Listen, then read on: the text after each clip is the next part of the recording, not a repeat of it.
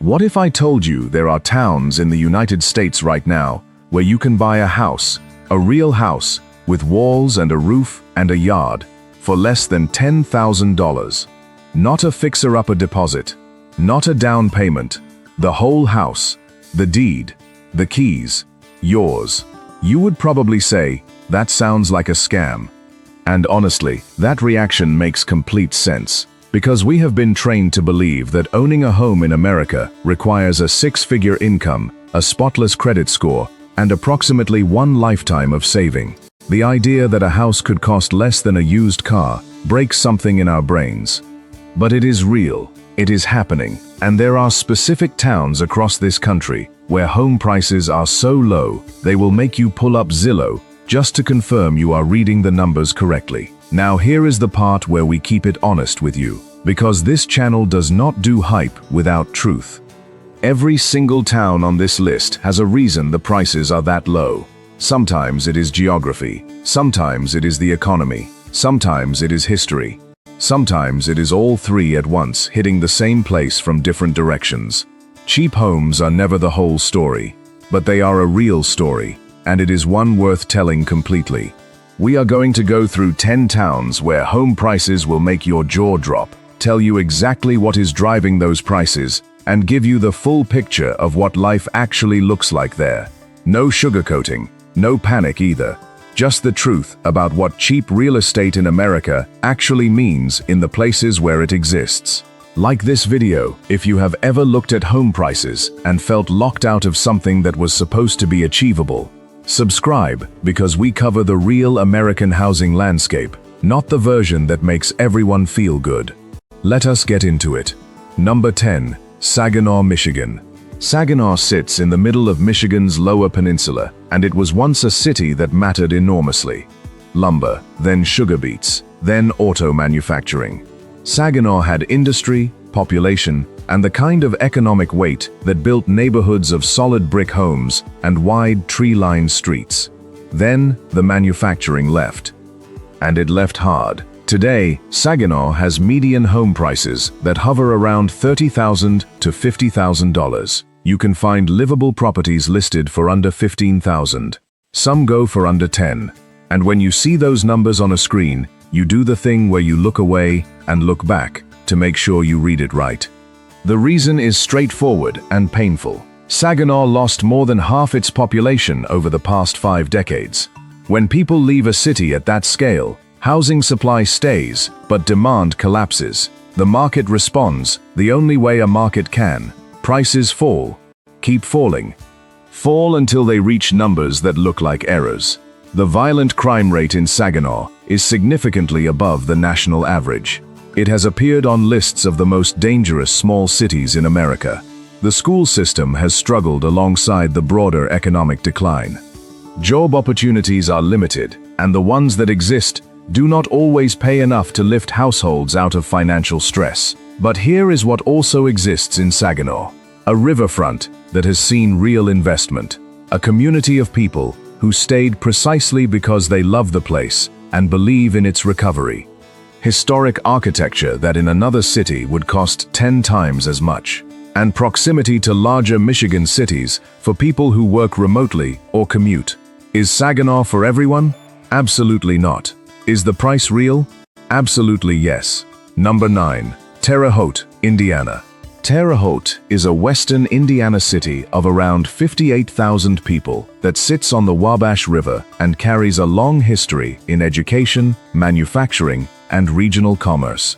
Indiana State University is here. The healthcare sector employs a significant portion of the workforce. And yet home prices remain startlingly low by any national comparison. Median home prices in Terre Haute sit around $80,000 to $100,000, but the lower end of the market drops well below that. 2-bedroom homes in livable condition listed for $30,000 to $50,000 are not hard to find. For buyers with cash or access to small loans, the entry point into home ownership here is genuinely accessible in a way that most American cities stopped being decades ago. The economy in Terre Haute is functional but not thriving. unemployment has historically run above the state average. The downtown has been working on revitalization with some genuine wins and some ongoing struggles. Crime is above average, though not at the extreme end of cities we will discuss further on this list. What Terre Haute has working in its favor, beyond price, is stability. The university keeps population from collapsing entirely. The healthcare employers provide steady jobs, and the cost of living overall is low enough that even modest incomes can build a life here without constant financial pressure. It is not glamorous. It does not pretend to be, but for someone looking at homeownership as a specific financial goal, Terre Haute removes barriers that exist almost everywhere else. Number 8. Jackson, Mississippi. Jackson is the capital city of Mississippi, and one of the most complex entries on this list. The home prices here are genuinely shocking, even for people who follow affordable housing markets closely.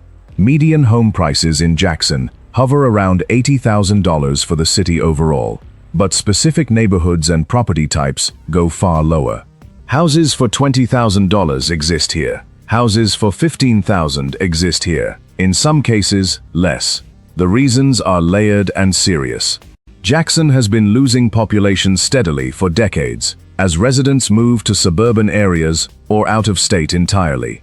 The city gained international attention in recent years for a severe water system crisis that left hundreds of thousands of residents without reliable, safe drinking water for extended periods. Infrastructure failure at that scale does something to a housing market. It signals risk in a way that no marketing campaign can overcome.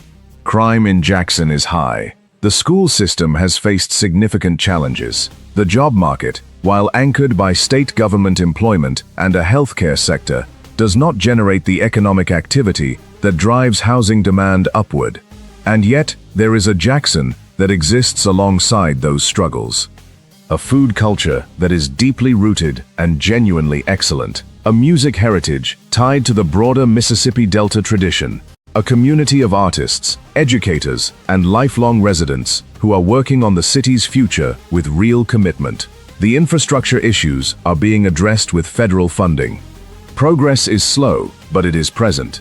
Buying in Jackson requires research, patience, and clarity about what you are walking into. But the prices are real, and for the right buyer, in the right situation, they represent something significant.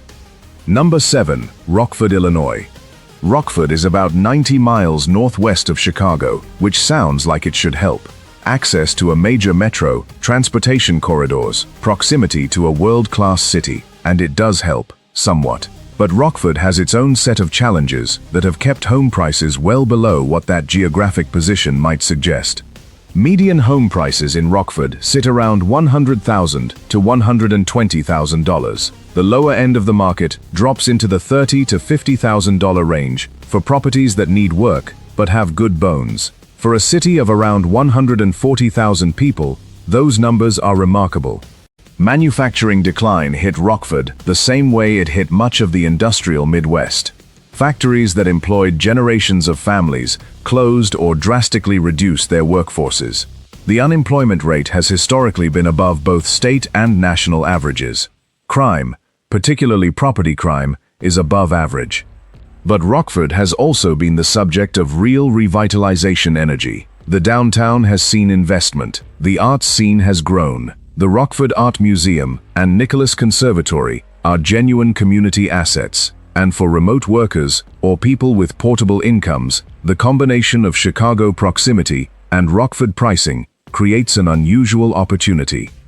The Chicago connection cuts both ways. It is close enough for occasional access to everything the city offers. It is far enough that the daily grind of Chicago costs, and Chicago traffic is not your reality. That middle ground has been attracting buyers who have figured out how to use both. Number 6. Youngstown, Ohio. We have talked about Youngstown before in the context of affordability, and it belongs on this list because the prices here are not just affordable, they are structurally, historically low in a way that reflects everything that happened to this city over the past 40 years. Median home prices in Youngstown are around $40,000 to $60,000. Individual properties can be found for under $20,000. Some city-owned vacant properties have been sold through land bank programs for amounts that are almost symbolic. The steel industry that built Youngstown collapsed in the late 1970s and early 1980s in a period that locals refer to as Black Monday and its aftermath. The city lost more than half its population, entire neighborhoods emptied, and the housing stock that remained became worth fractions of what it had been. What is happening in Youngstown now is a genuine recalibration. The city has been working on shrinking smartly, meaning rather than pretending to be the city it was, it is trying to become the best version of the smaller city it actually is. Land banks, green space conversion, strategic demolition of blighted properties, and investment in remaining neighborhoods are all part of that process. Crime remains a challenge. Job opportunities are limited within the city itself. But Youngstown is also 45 minutes from Pittsburgh and within reasonable distance of Cleveland, which changes the calculus for remote workers and commuters. The bones of the city are strong, quite literally. The architecture in neighborhoods like Wick Park and parts of the North Side is extraordinary. Houses built to last a century that cost less than a new pickup truck today. Number 5. Detroit, Michigan. Detroit deserves its own documentary series and has gotten close to having one. The story of Detroit's collapse and its current complicated revival is one of the defining urban narratives of 21st century America, and the home prices here remain among the most extreme on this list. You can buy a house in Detroit for under $5,000. You can buy a house in Detroit for $1 through certain city programs designed to return vacant properties to productive use. The median home price, citywide, sits around $60,000 to $70,000, but that number is pulled upward by the revitalized neighborhoods. In many parts of the city, the floor is almost non-existent. The reasons are well documented.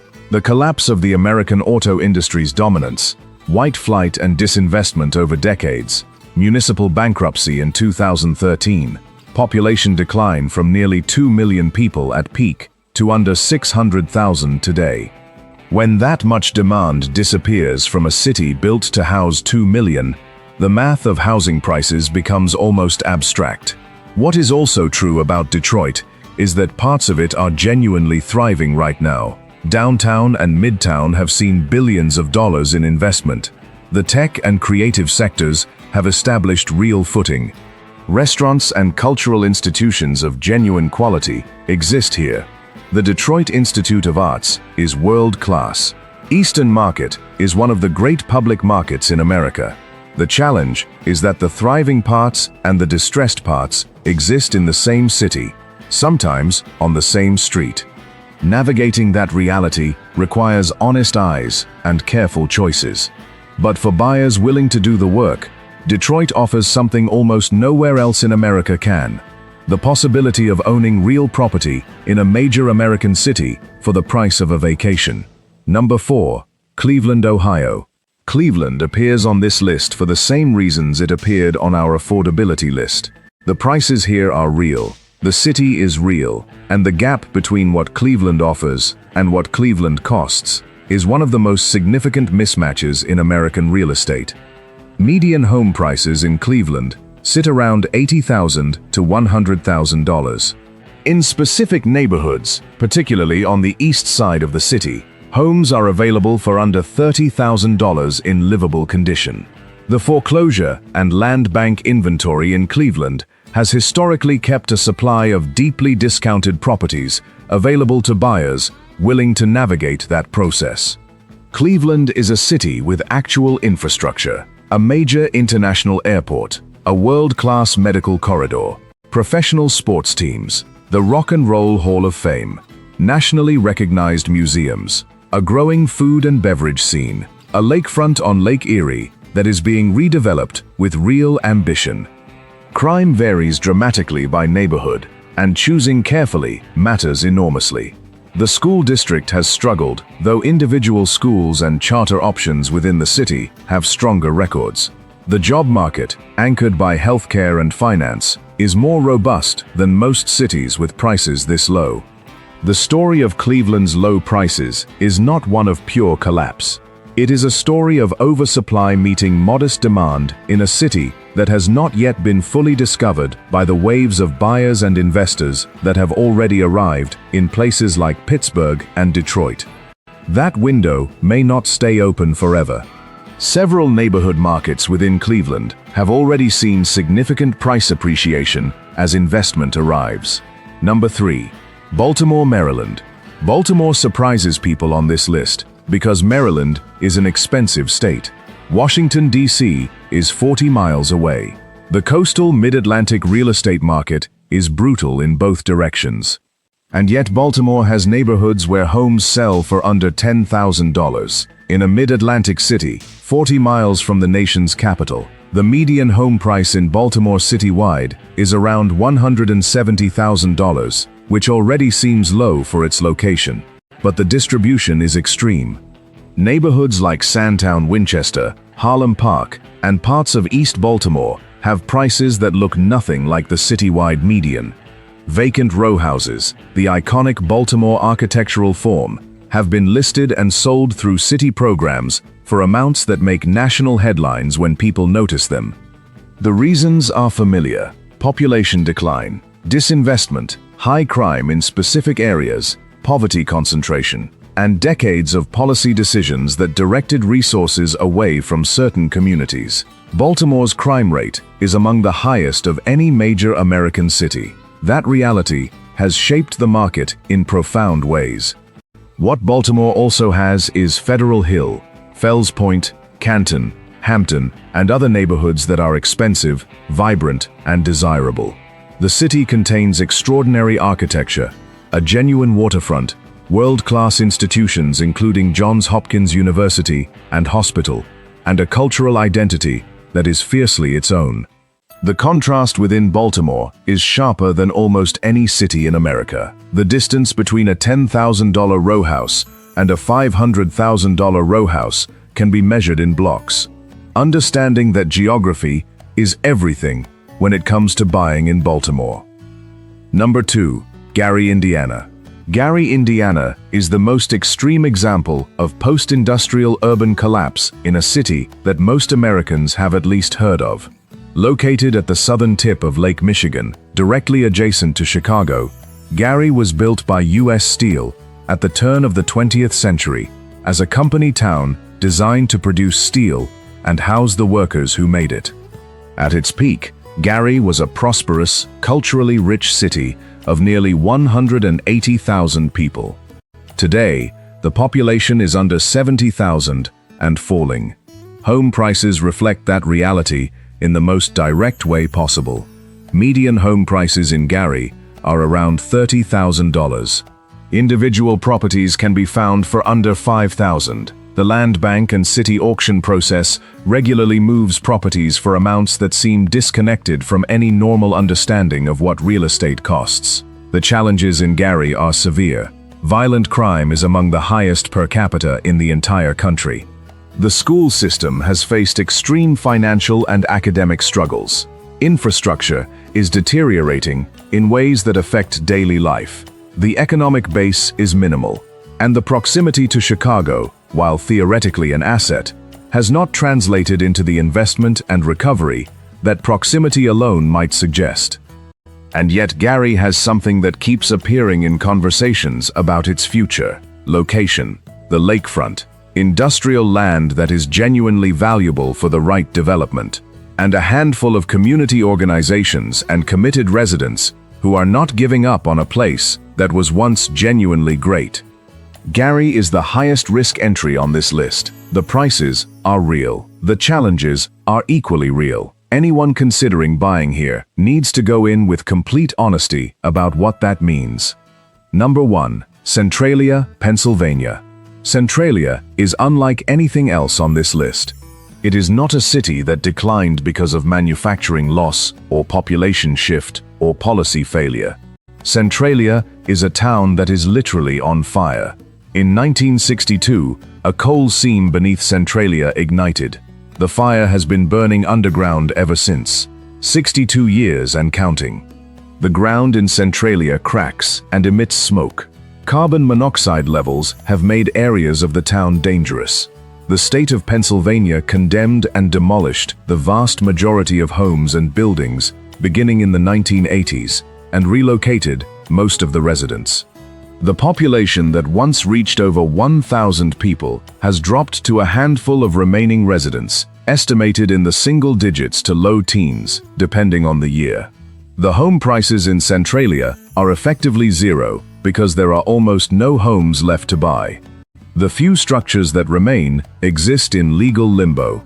The zip code was officially revoked by the Postal Service. The state owns most of the land, but Centralia appears on this list for a specific reason.